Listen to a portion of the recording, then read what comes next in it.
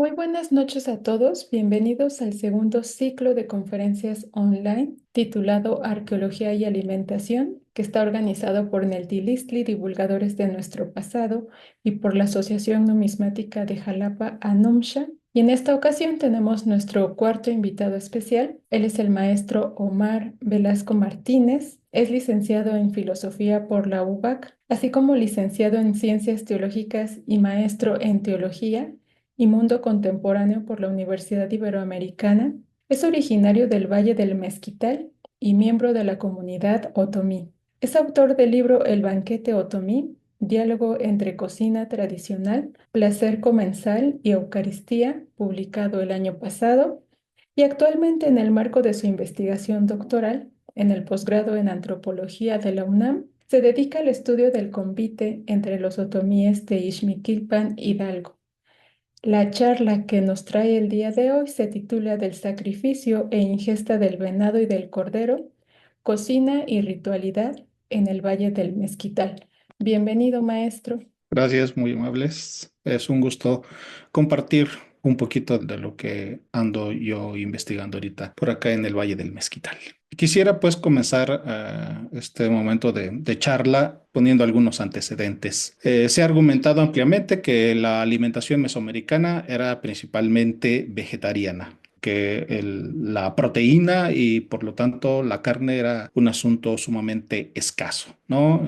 Se ha argumentado que la dieta mesoamericana era a partir de de la tríada de el maíz, frijoles y calabaza. Más aún, la milpa, el sistema milpa, en un policultivo se encuentran presentes estos tres elementos, maíz, frijoles, calabaza. Este sistema milpa en las comunidades otomíes está desapareciendo por los monocultivos. Entonces, a esta dieta mesoamericana se le unía pues otros productos como el chile, el cacao, amaranto, chayotes y muchos otros productos más. Entonces, a partir de esto, se seguía reforzando la opinión de que la dieta mesoamericana era principalmente vegetariana. Y solo en algunos contextos festivos se consumía carne. Dependiendo de las zonas y dependiendo del pueblo, también eran sus preferencias cárnicas. Entonces, sin embargo, se decía que era solamente en contextos festivos. Los otomíes del Valle de Ixmiquilpan se les conoce tal cual, así como flechadores o cazadores de aves. Y ya desde allí se manifiesta una de sus características, ser cazadores, ¿no? Su alimentación estaba integrada principalmente, sí, por la agricultura y por la caza-recolección. Aún en el tiempo actual, todavía la caza-recolección está presente en su dieta cotidiana. Son el pueblo, se les conoce como el pueblo que come flores. Estas flores vienen principalmente de un medio ecológico semidesértico. Es interesante porque a comparación de otras regiones, aquí ya llevamos 3, 4 años de sequía. Esperemos que este año sea abundante en lluvias. Es el pueblo que come flores en un medio semidesértico. ¿Y qué tipo de flores? La de maguey, la de garambullo, sábila, palma, nopal. A pesar de estos elementos pocos y que algunos considerarían rústicos o poco delectables, sin embargo, se trata de una cocina nutritiva, sabrosa, a partir de productos sencillos. Esto se debe mucho a la creatividad culinaria de las cocineras otomíes, que de verdad han buscado el mejor sabor, el mejor sentido de la comida a partir de elementos y productos sencillos. La cacería es una actividad cotidiana todavía, donde se caza principalmente aves, insectos, reptiles, pequeños roedores y en los lugares donde hay lagunas o ríos. Hay peces, se pesca peces. Eso lo fue en el tiempo prehispánico y lo sigue siendo hoy actualmente. Si nos vamos un poquito a los tiempos prehispánicos, que todavía no estaba presente el ganado mayor y menor venido del viejo mundo, la presa más significativa fue el venado, ¿no? Por su carácter sacrificial, su carácter de sustitución, el sacrificio ritual y la ingesta ceremonial. El venado fue sumamente codiciado, buscado y sacralizado aún su mismo sacrificio, ¿no? Se nos dicen las fuentes, se nos comparte que el menú del venado, es decir, la manera de comerlo, algunas partes del venado eran comidas así, tal cual, en carne cruda, cortadas en pequeños pedacitos. Otros pedazos eran asado, se comía, se ponía a las brasas, las piedras y se asaba, hervido en forma de caldo. Y finalmente, lo que sobrevivió bastante y hoy actualmente, aparte del caldo, es los hornos de tierra, lo que comúnmente se conoce como el método de cocimiento como barbacoa. El horno de tierra, por supuesto, que es un método de cocción por vapor ampliamente usado en Mesoamérica, que consiste tal cual piedras calientes, piedras volcánicas, en la parte más baja del horno. Los alimentos que van a ser cocinados pueden ser cárnicos o pueden ser tamales o verduras, diferente tipo. Se tapa con las pencas del maguey que permiten muy bien el cocimiento a partir del vapor. Finalmente, se tapa tal cual bien el montículo con tierra o barro que impida la salida del vapor. Este método de cocimiento es muy común actualmente, por supuesto que se ha modificado bastante, como los hornos de ladrillo. Últimamente se han utilizado muchos elementos de aluminio, pero en gran sentido se mantiene el método de cocimiento por hornos de tierra. Con la llegada del cristianismo hubo una integración de la religión otomana dentro del catolicismo, como en muchos otros lugares. No hubo borrón y cuenta nueva, no se desapareció o sistemáticamente un apartado de la vida de los pueblos, sino al menos acá hubo el esfuerzo de una integración, donde la simbología, la figura del venado entró en este nuevo contexto de asimilación, por ser esto, el venado, un animal sacrificial por su valor de sustitución y por la ingesta, el sentido ritual que había alrededor de todo él, ¿no? Entonces, acá el venado tomó el nombre de Macá Fanto Macunda, es decir, venado sagrado hermano mayor. En la ilustración, pues vemos ahí algunas pinturas rupestres que se encuentran actualmente acá en el Valle del Mezquital, en donde manifiestan tal cual la integración. Por un lado, en la parte superior todavía se mira una pirámide y debajo una iglesia y el sacrificio de un huema, es decir, un gigante, pero abajo está el venado. El venado también, dentro de los relatos y la mitología de la región, fue el primer ser creado por Ahua Yoshipa, Dios, la deidad. Es la víctima que se sacrifica en sustitución de Jesucristo. Los etzenes, los seres de la noche, andan en cacería buscando sacrificar a Jesucristo, a Juan da Cristo, tal cual como se menciona acá, y dentro de la cacería, cuando casi apresan a Juan de Cristo, el venado sale a su paso y le preguntan, ¿eres tú el Cristo? Y él dice, sí, lo soy, y lo sacrifican en su lugar. Los relatos siguen compartiendo que la sangre del venado sacrificado tiene un beneficio para el medio ecológico. Trae agua, la abundancia del agua y del maíz. Ya con la presencia de los europeos en estas regiones y el proyecto evangelizador, por supuesto que el proyecto evangelizador tiene muchas dimensiones en las cuales puede ser leído. Uno de ellos es su dimensión alimentaria. Los evangelizadores trataron de cambiar la dieta de los otomíes y de los pueblos mesoamericanos. A partir de la dieta, la intención era civilizarlos, hacerlos personas de razón. El proyecto evangelizador también tuvo una dirección, una política alimentaria. Entonces se interesó a lo que se ha llamado como la construcción cultural del gusto, porque las preferencias alimentarias son construcciones culturales, ¿no? Entonces, la preferencia nuestra sobre el maíz y sobre otros alimentos está anclado en nuestras papilas gustativas, en nuestro sentido hedónico, reacciona hacia lo que culturalmente hemos construido como lo sabroso, lo rico, lo delectable, ¿no? Entonces, el proyecto evangelizador también busca a la transformación cultural del gusto. Buscó, por lo tanto, cambiar la alimentación indígena y así civilizar al bárbaro, cristianizar al idólatra. Y en asuntos tal cual de consumo de carne, introdujeron el consumo de animales del viejo mundo. ¿Qué tipo de animales? El ganado menor. Es decir, cabras o chivos, corderos, borregos, eran los otomíes grandes pastores de estos animales y al contacto con ellos, finalmente los hicieron parte de su dieta.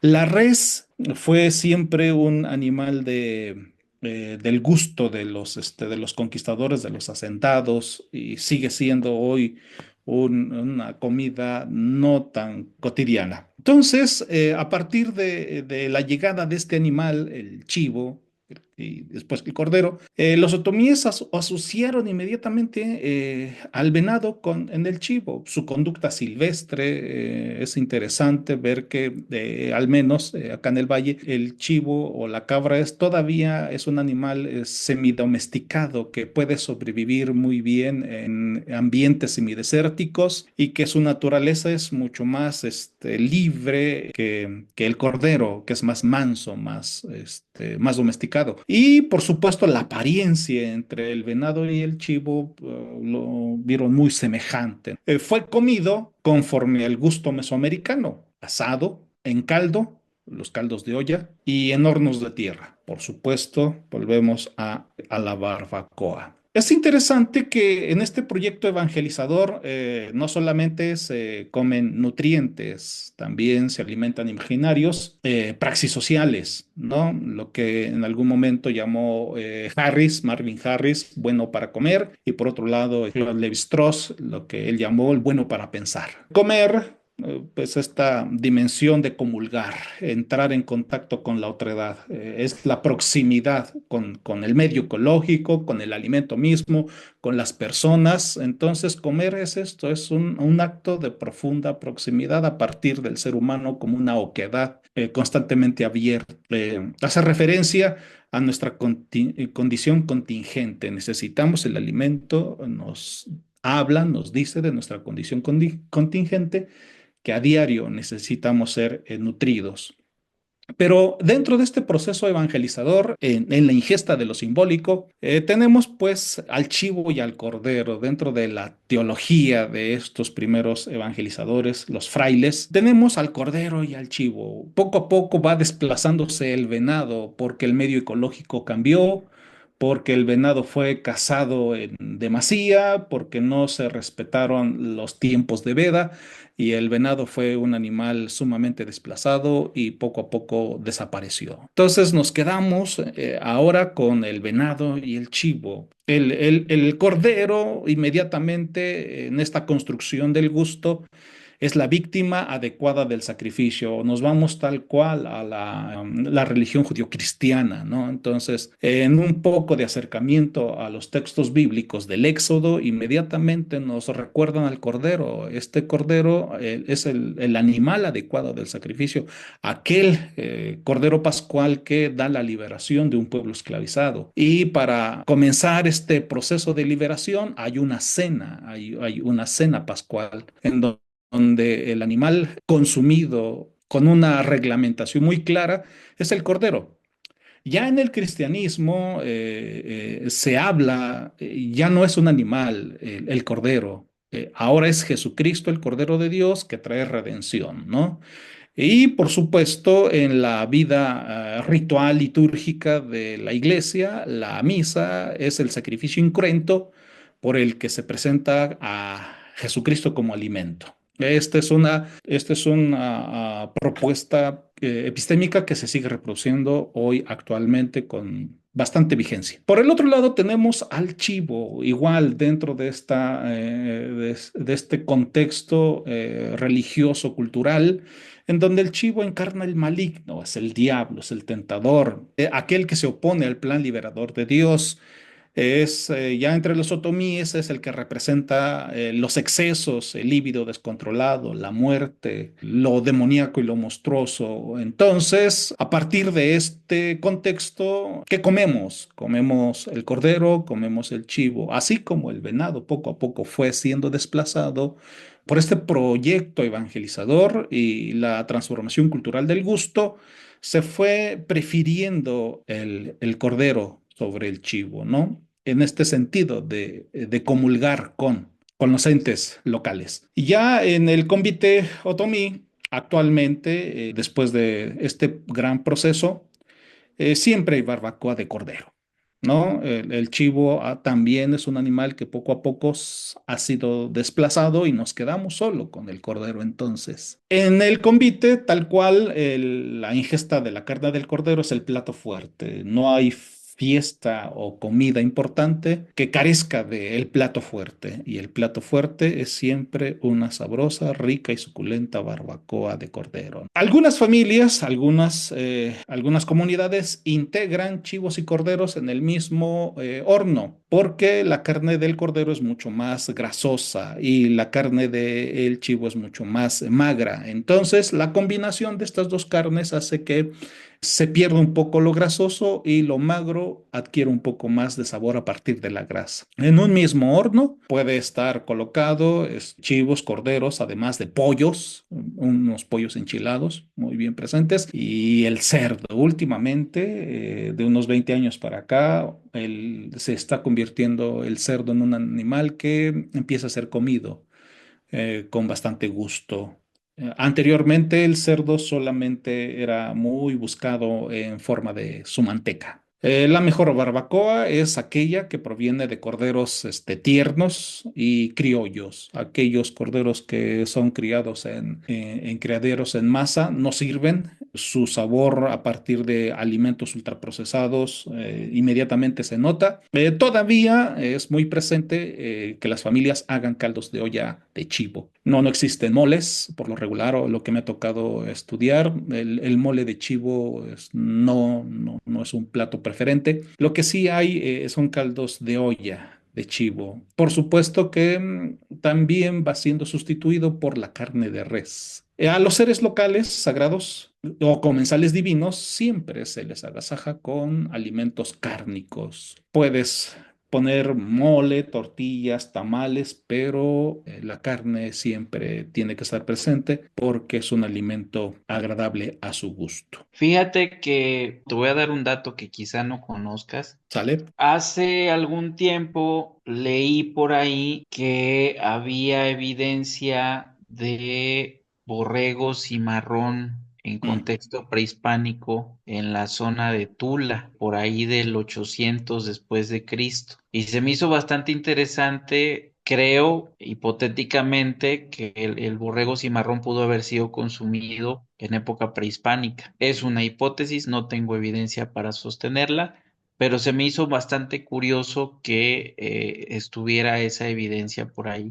En relación también con esta forma de combinar los sabores, es algo muy cierto. Hay carnes que son más secas que otras y esta es una interesante forma de aprovechar lo que una carne aporta a lo que otra carne le falta, ¿no? Yo he tenido oportunidad de comer venado y el venado la carne es muy seca. Entonces, a mucha gente no le gusta porque eso hace que sea dura. Pero si la carne se cuece con ciertas cosas grasosas, pues ya tiene otra textura, ¿no? Y bueno, también interesante cómo se desplaza el consumo del chivo. También tuve oportunidad de comer alguna vez un consomé de chivo y especialmente las patas, sabor muy, muy rico. Y es interesante cómo planteas esto de su consumo en relación con esta parte religiosa que usualmente no vemos. Y creo que tendría mucha pertinencia es lo que mencionas, ¿no? Bueno, lo del dato del borrego cimarrón, ¿lo conocías o no lo conocías? No, no, Ok. no, no, no. Bueno, no recuerdo honestamente la fuente, pero sí es por ahí está ese dato. A mí me llama mucho la atención, entonces, si se elaboran tamales, algo que siempre estamos encontrando, ¿y estos cómo serían? Hay dos tipos de tamales. Uno son pequeñitos, chiquitos. Se les llama ugui. Son tamalitos de piloncillo. Entonces, no es el tratamiento normal de los tamales, pero es así como es un tamalito que se vende como si fuera unas pepitas. Las pepitas, cacahuates. Y entonces se encuentra la señora que vende sus tamalitos sugí envueltos en la hoja de mazorca de maíz, ¿no? Entonces son dulces. Por supuesto que hay maíz, pero no es este maíz blandito, la masa blandita, no, más bien es un tamalito seco, pero endulzado. Es muy sabroso. Eso sí, para diabéticos no es muy recomendable, pero es una variante y no está en el plano de los alimentos, sino más bien de las golosinas. Y, Ah, por ok. supuesto, está el tamal tal cual, ya en hoja de maíz remojada con agua para envolverlo con sus salsas. Por supuesto, por acá solamente hay tres tipos de salsas.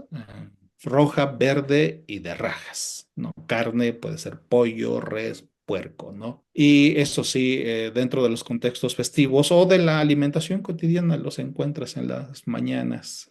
Es muy común observar ese alimento. Y ya en contextos festivos son miles de tamales que se hacen para consumirse en un solo día. Y todo lo que está alrededor de ellos, la organización tiene que ser una organización sumamente planeada y una organización que exige una socialización profunda con muchos vecinos de la región para que en una casa se cocinen 12,000 tamales, ¿no? Entonces, esos dos tipos de tamales. Ya más en la sierra encontraremos el zacahuil, ese tamalote grandote, que sí lleva ya, ese no lleva rajitas ni pedacitos de carnita, ¿no? Ya lleva pollos completos y trozos de animales grandes completos, ¿no? Acá todavía siguen siendo los tamales sencillos. Tampoco hay de hoja de plátano ni de eso, no, no, más bien son los comunes que podemos encontrar. Ok, gracias. Sí, sí, porque también me llamaba la atención, ¿no? Si estos, pues sí tenían como una forma muy particular de hacerse, ¿no? Pero podemos decir que hay mucha variedad de ellos. Sí. Ya, y con respecto a estos procesos de preparación, ¿no? De lo que sería el cordero, todo esto tiene como tal una tradición, o sea, existe como una tradición. ¿Quién prepara, no? Es algo que también luego hemos estado comentando, ¿no? Como todos estos procesos que en realidad son pues una carga de trabajo, ¿no? Que está siempre detrás de todo lo que ya es como tal una ceremonia, una festividad. Sí, por el consumo, por el alto consumo de la barbacoa, acá hay lo que yo he llamado los empresarios barbacoyeros. Son aquellos que te encuentras sobre la carretera y no sacrifican uno ni dos, sino a veces 10 animales en un solo día, ¿no? Y otros 10 el sábado y 10 el domingo. Las barbacoas son comidas de fines de semana, ¿no? Entonces, es 10 sábado y 10 domingo. Estos empresarios barbacoyeros son los que han hecho el consumo de la carne un negocio, tienen sus pequeñas empresas familiares, muchos de ellos, y donde buscan productos a veces aún baja calidad, ya sea el maíz, el garbanzo, el arroz, y animales también, animales demasiado flacos o enfermos, así en situaciones un poco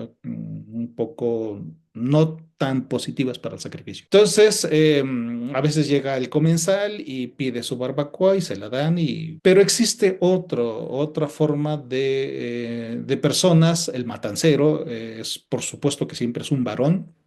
Hasta ahorita no me ha tocado ver matanceros mujeres. Siempre este rol del sacrificio está en la persona del varón. El barbacoyero igual vuelve a ser la persona del horno, del fuego, de acomodar todo esto. El matancero, hay muchos que aprendieron el oficio desde muy niños en las comunidades, que se les renta, se les visita y se les dice, oiga, fulanito, voy a tener una fiesta en mi casa, ayúdeme al sacrificio de mis animales. Tampoco le llaman sacrificio, es una palabra que yo la utilizo bastante, voy a tener una fiesta, ayúdame con mis barbacoas o con esto y los. Ah, sí. A veces el trabajo puede ser un trabajo de ayuda que no necesita una retribución económica. A veces sí, depende de la persona a quien visite o la familiaridad con la que tenga. Por lo regular, estas personas, ante los animales hay un respeto, hay toda una ritualidad que se teje en el sacrificio, la sangre. Es interesante platicar con ellos porque reconocen que están matando. Y para que el sacrificio y la sangre derramada no quede tal cual así como un acto brutal, tiene que ser ritualizado, tiene que ser inmediatamente introducido al mundo de lo sagrado, los santos patrones, los dioses locales, etcétera, etcétera. Y así el sacrificio va teniendo un montón de perspectivas muy interesantes. La conexión con los mismos animales, con el medio ecológico, con la persona que te invitó y el tratamiento de la carne y del animal. Es muy interesante. El sacrificio es una forma en donde entre menos dolor causes, perfecto. El sacrificio es parte de este sentido de los varones y las mujeres están en todo el sentido de la limpieza, porque acá se come bastante lo que es la menudencia de los animales, tripas, panzas, patas, hígado, corazón y demás, y toda esta parte que a un foráneo inmediatamente le caería de shock lo que puede ser un poco lo asqueroso, los olores, las consistencias de un animal abierto y la sangre y la grasa y el tratar toda la suciedad es trabajo de mujeres. Aún en el mismo sacrificio de los pollos, igual. Tenemos un par de comentarios. Miguel Guerrero, buenas noches, excelente ponencia. Mi pregunta es, conforme a la entrada del chivo y el cordero en el contexto de comida ceremonial, ¿se abandonó por completo el uso del venado y qué tanto se utilizó en la comida cotidiana? Sí, se abandonó. Se abandonó en especial porque el medio ecológico cambió. Semidesértico. Era un ambiente sumamente semidesértico y en este ambiente semidesértico el venado era un lugar muy preferencial para su crianza, su mantenimiento y todo lo demás. Con la colonia, las haciendas le apostaron al pastoreo al ganado intensivo, al pastoreo intensivo. Entonces, poco a poco, la abundancia de reses, de corderos y de chivos fueron acabando el medio ecológico. Si era de semidesértico, lo hicieron más. Entonces, el venado fue siendo un animal que no encontró un medio ecológico para su reproducción. Y si le sumamos a eso la cacería intensiva que hubo, ya sin restricciones, la cacería intensiva que hubo más allá de los tiempos de veda, hicieron que hay hace ya 50, 70 años que llegó el agua gris o negra de la Ciudad de México, transformó todos estos lugares en espacios de agricultura. Y así fue cada vez más alejando el venado de esta parte. Entonces, desde la colonia, estos animales, el chivo y después el cordero